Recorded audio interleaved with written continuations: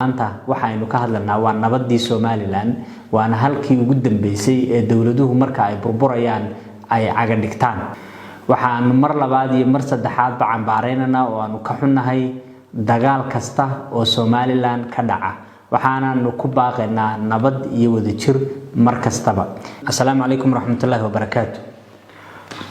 waxaan aad iyo aad uga xunnahay dagaalka shalayto ka dhacay tuulada Darimara ee aaga gacan libaax. dagaalka waa ka xunnahay waan cambaaraynaa waxaanaanu ku baaqaynaa nabad iyo in nabad lagu dhameeyo. xaaladda nabadgelyo ee wadankeenu waxaad moodaa inay bariyihii ugu dambeeyay ka sii dareysay. dhammaan shacbiga Somaliland meel kasta ay joogaan waxaan ugu baaqaynaa inay nabadda ilaashadaan. nabaddu waa waxa kaliya aan ku fadhino, waa waxa kaliya ee haddii la waayo aanay nolol jirahaynin. si aan u noolaano oo wadajirkeena u ilaashano waa inaan nabadda ilaalinaa. ilaalinta nabaddaasi waxa ay mas'uuliyadda koowaad saaran tahay madaxweynaha iyo xukuumaddiisa. nabadgelyo darooyinka faraha badan ee wadankeena ku soo kordhay ee shalay ay ugu dambeysay Talaasacaanood iyo gobolka Sool ka jirta aan si fiican uga dhareegsanahay oo aan la socono waxaan qabnaa inay ka imanayso talaxumadaasi waa in la joojiyo. dalka waa in cadaalad lagu dhaqo, doorashooyinkii iyo hawlihii maxaan ku dhahday dimuqraadiyadda ee wadankanna waa in la soo celiyo. sidaas oo kaliya ayuu wadajirka ummadda iyo nabadgelyaduba ay ku saldhigayaan. waxaan mar labaad iyo mar saddexaad ba cambaaraynaa oo aanu ka xunnahay dagaal kasta oo Somaliland ka dhaca waxaanaanu ku baaqaynaa nabad iyo wadajir mar kastaba. xisbi ahaan anagu waxaanu mar walba diyaar u nahay kaalin kasta oo aan nabaddaasi ka geysan karno inaanu haddii Ilaahay raahdo insha Allah aan geysano.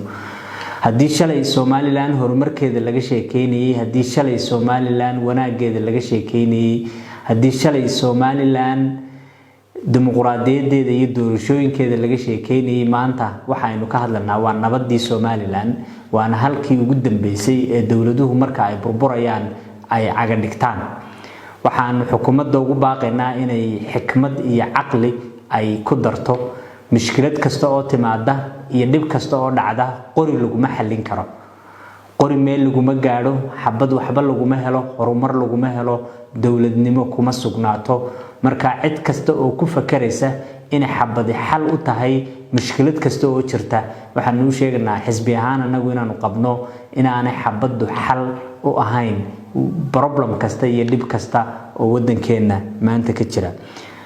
nabaddaas baanu ku celcelinaynaa oo aanu ku baaqaynaa.